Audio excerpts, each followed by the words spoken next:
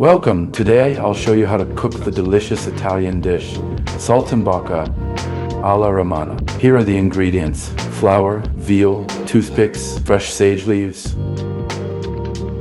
prosciutto, lemon juice, and meat stock. Watch our clear beef broth video for the ultimate beef stock recipe. Pound the veal thin for even cooking. Third, the veal cutlets. Season the veal with white pepper and salt on both sides. Place fresh sage leaves and prosciutto on the veal. Roll the veal tightly and secure with toothpicks. Flour the meat on both sides. Sear the rolls in olive oil and hot butter until golden brown. Put the schnitzels in the oven at 50 degrees Celsius to keep them warm. Add the remaining flour and sage leaves to the pan. Fry it in butter.